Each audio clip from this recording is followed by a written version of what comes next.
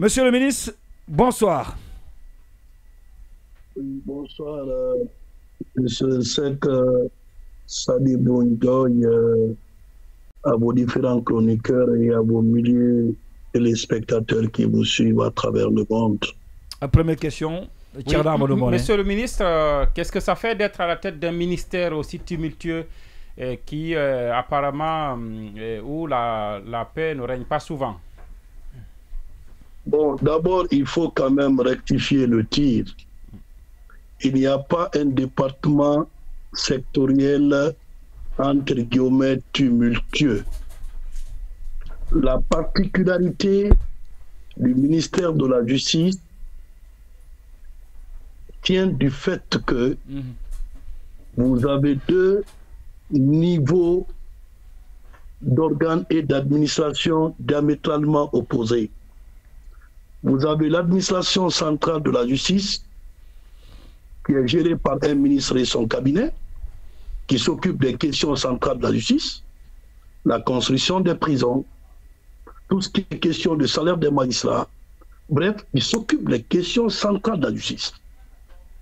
De l'autre côté, vous avez les institutions judiciaires, que sont les cours et tribunaux, qui sont animés par des magistrats et les greffiers.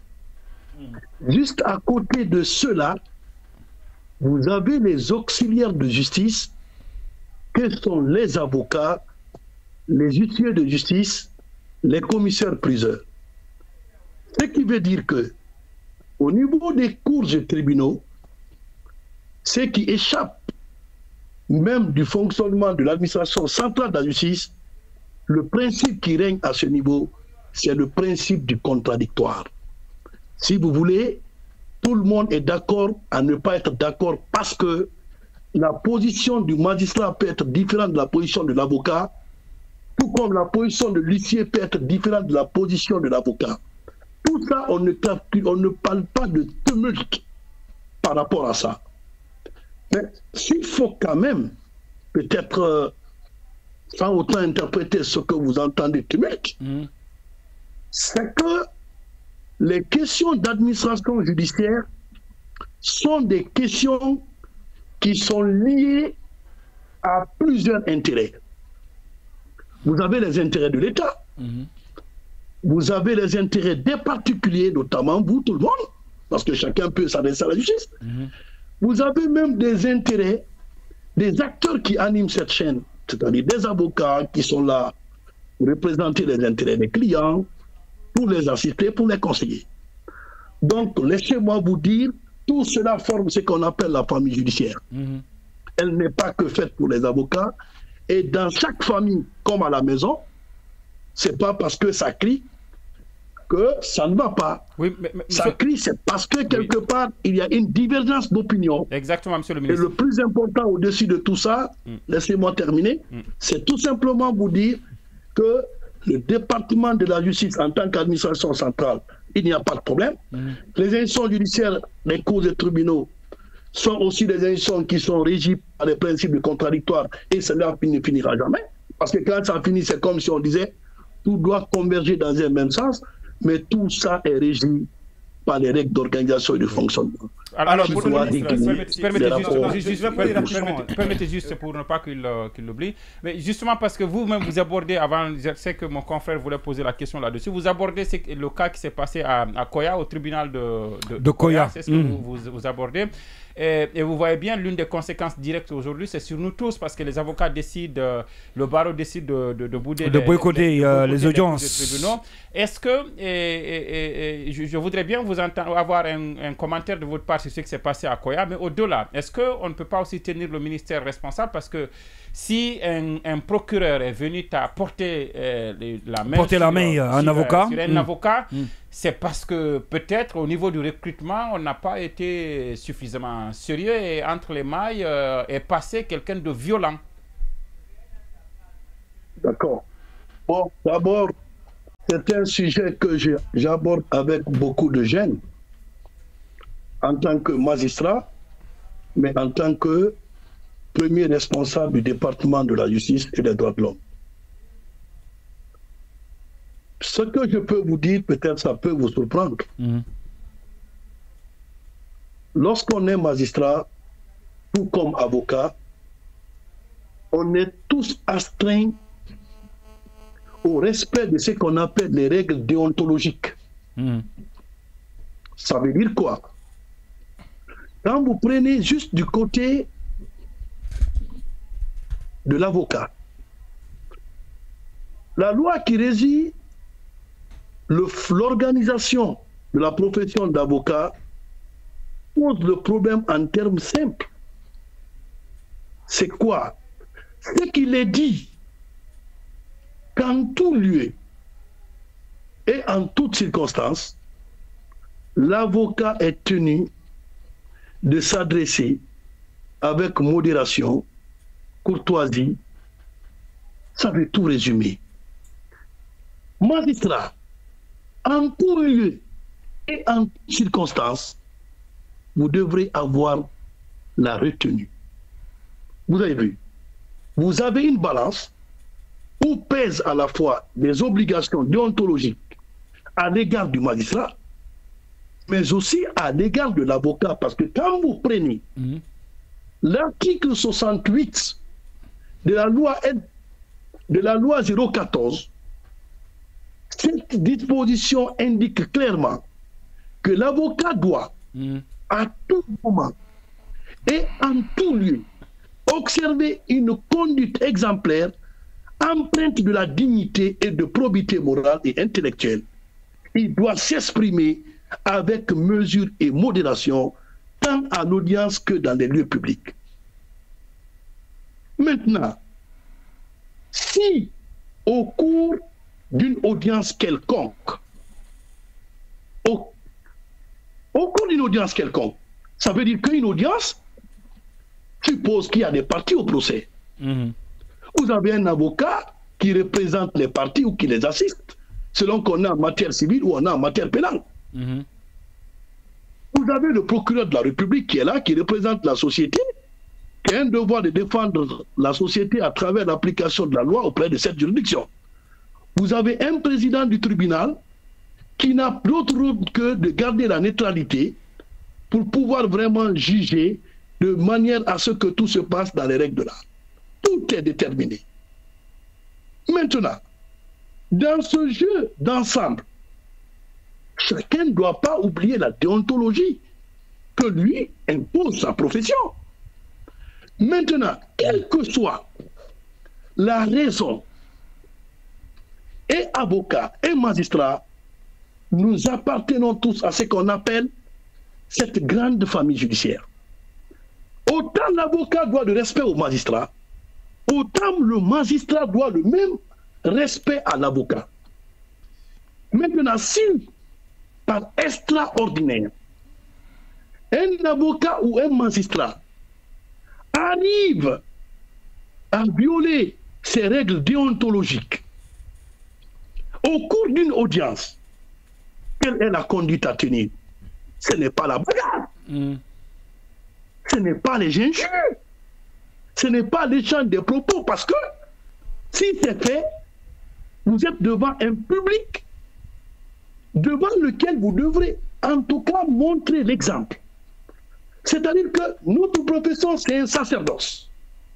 D'ailleurs, c'est la raison pour laquelle, dès que j'ai été informé, j'étais surpris même de cette assemblée, pour moi qui n'avait même pas sa raison d'être. Parce que... Oui, parce que vous étiez sur la voie de faire quelque chose, certainement, monsieur le ministre. Permettez, vous comprendrez pourquoi je vous le dis. Moi, je suis dans mon lit de malade. Vous le savez tous, je ne suis pas au pays. Mais j'ai toujours le cœur, les yeux rivés sur le fonctionnement de l'appareil judiciaire. Pour la simple raison, si vous avez remarqué hier, lorsque j'ai appris qu'il y a des arnaques au niveau des tribunaux, je suis monté au créneau pour dire que ça, ce n'est pas possible.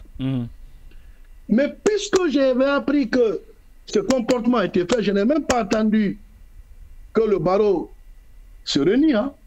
pour prendre quoi que ce soit comme mesure, hein, j'ai demandé à Madame la secrétaire générale de déférer le procureur près du tribunal de première instance de Koya devant l'inspection des services judiciaires et je l'ai instruit, si les faits sont avérés, de prendre l'arrêté de suspension sans délai. Est-ce que c'est fait? J'étais très clair. J'étais très clair. Puisque mon intérimaire dans le gouvernement, si je ne suis pas au pays, tel que nous sommes organisés, c'est monsieur le ministre, secrétaire général du gouvernement. Lui et moi, nous avons échangé. Je lui ai fait par ma position formelle que le procureur, si les faits sont établis, dans le rapport qui va être déposé, de signer l'arrêté de suspension. Oui, justement, monsieur le ministre, est-ce que l'arrêté de suspension, il est fait? D'autant plus que le procureur même nous apprenons qu'il a déjà présenté ses excuses à l'avocat qui a été violemment agressé. Non, monsieur Ndoye, oui. Je vous en prie, s'il vous plaît. Vous savez, il y a dans tout métier, nous sommes des humains, hein? Oui. À un moment donné, vous pouvez être amené à poser des actes qui soient vraiment contraires à tout ce qu'on peut penser de quelqu'un de vraiment qui évolue dans une profession où la retenue est un principe. Ça peut arriver. Vous pouvez vous énerver derrière votre micro, vous pouvez présenter vos excuses après au public, même des auditeurs qui font des écarts de langage, quoi, vous le dites, allez retirer, ils retirent, en longueur de journée, vous faites ceci, vous faites cela. Mais mon problème aujourd'hui, c'est quoi? Peu importe l'excuse qui a été présentée, parce que quand j'ai appelé, ils m'ont dit non, monsieur le ministre, il faut vous calmer. Calmez-vous parce que il y a eu une assise entre le barreau et le procureur général pour pouvoir mettre les deux personnes. J'ai dit écoutez, indépendamment de tout ça, chez moi c'est une question de principe. C'est une question de principe. Dès lors qu'un magistrat ne peut pas avoir la retenue, quels que soient les motifs, quelles que soient les raisons, il faut avoir la retenue. C'est pourquoi on nous dit que nous n'avons pas droit, quelle que soit la colère, de pouvoir exprimer notre position. Et même si on arrivait à être victime, nous avons l'obligation morale. Il n'y a pas ce qu'on ne dit pas social right. Il n'y a pas ce qu'on ne dit pas. Aujourd'hui, Charles ministre.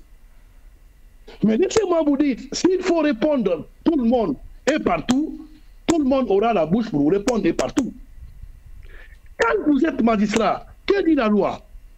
En cas de violation par un avocat, au cours de l'audience, c'est les 101 et suivant la loi L014.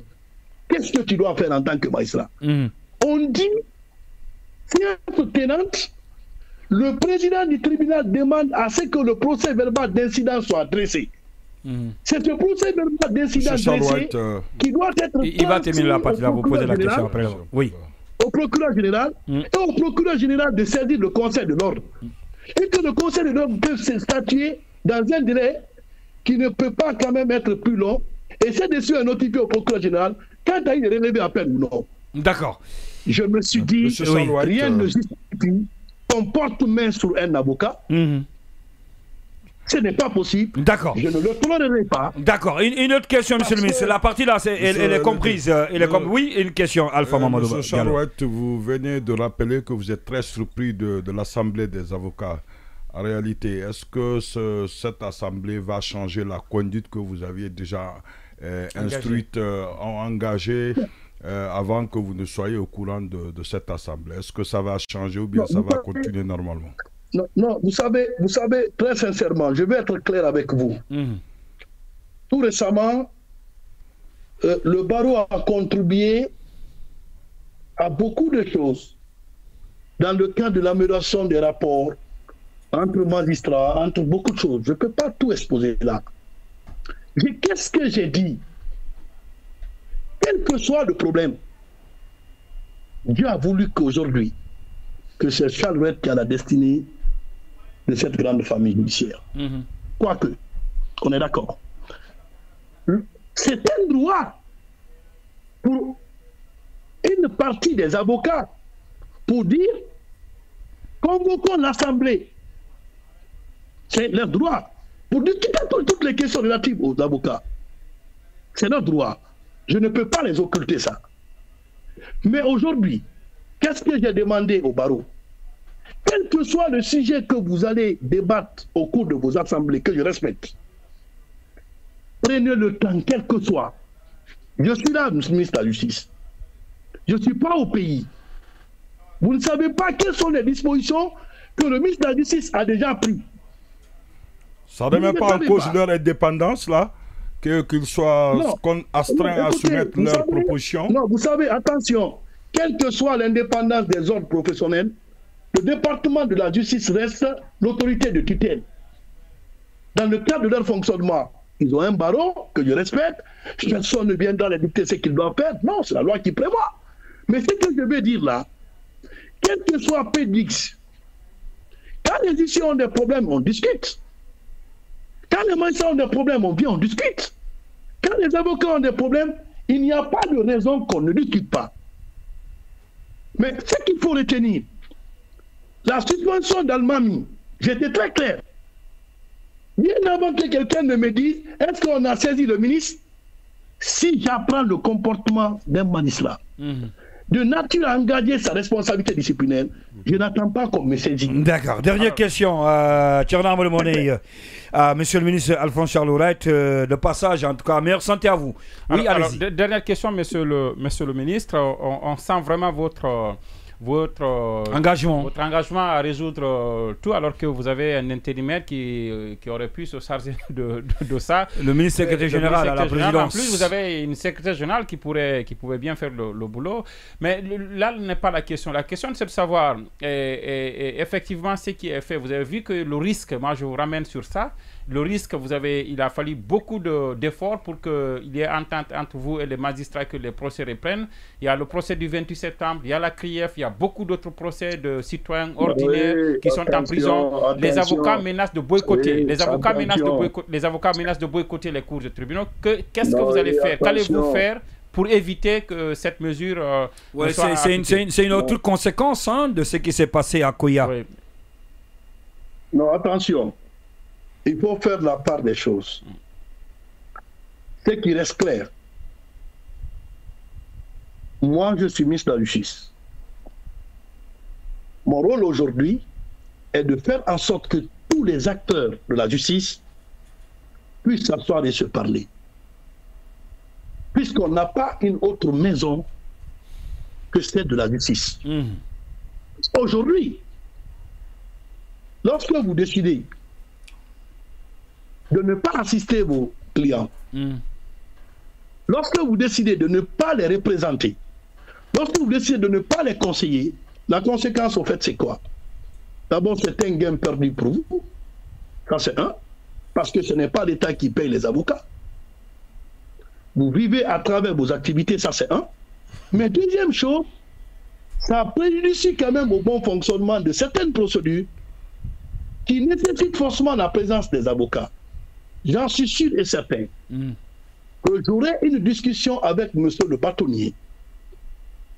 Et déjà, j'ai instruit madame la secrétaire générale dans ce sens pour que la décision qui a été prise, certes a été prise sans que le barreau n'ait quand même toutes les informations. Parce que déjà, ma position à l'égard du procureur est une position sans ambiguïté. J'ai dit à tous les magistrats, et je suis d'accord avec l'association des magistrats. D'accord. Tout ce que nous devrions faire aujourd'hui, c'est de faire en sorte que à notre sein, que personne ne soit abusé. Donc, devoir de protection. D'accord. Alors, précision. Alors, oui, rapidement, parce que... C'est vrai que vous n'êtes pas d'accord, en tout cas, vous n'avez pas apprécié la démarche, mais puisque c'est déjà déclenché, qu'allez-vous faire, justement, pour éviter que ça ne soit une crise? Non, au fait, dans tous les cas, il y a des décisions qu'on peut prendre. Il y a toujours la nécessité de discuter. Moi, j'ai déjà instruit mes services qui vont aller vers le barreau pour discuter, pour échanger. encore une fois de plus, je le dis encore une fois de plus, la chose la plus importante pour nous aujourd'hui, c'est quoi? C'est que tous les acteurs de la justice doivent se parler. Merci. On doit se parler parce que la profession qu'on exerce, c'est une profession qui a un lien avec le service public. Vous avez des citoyens qui vous ont constitué, qui n'attendent de vous que la défense de leurs intérêts. Aujourd'hui, si, à cause de... Écoutez, si l'avocat qui est victime, d'ailleurs, vous avez dit l'acte, je condamne avec la plus grande fermeté. Pour moi, rien ne peut justifier le comportement du procureur. Je ne vais même pas discuter de ce plan. D'accord, d'accord. Ça, vous avez... Mais aujourd'hui, oui. L'avocat, c'est-à-dire, en lieu et place aujourd'hui de dire on va abandonner les cours de tribunaux pendant 2 semaines. La finalité, c'est quoi? Peut-être dire on va créer un dysfonctionnement. Ok, d'accord. D'accord.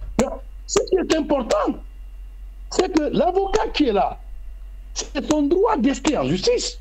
Personne ne lui prive de ça.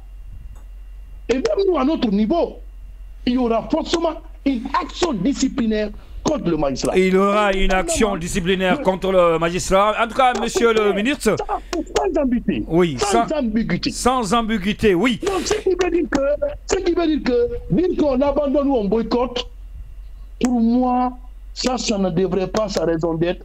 Dès lors que... Le boycott n'avait pas sa raison d'être, monsieur le ministre. Vous êtes compris. Alphonse Charles Wright, depuis l'étranger, de passage, nous souhaitons en tout cas prompt rétablissement. Meilleure santé à vous, monsieur le ministre. Merci d'avoir accepté de répondre aux questions de Joma Media sur cet incident intervenu donc du côté du tribunal de première instance de Koya.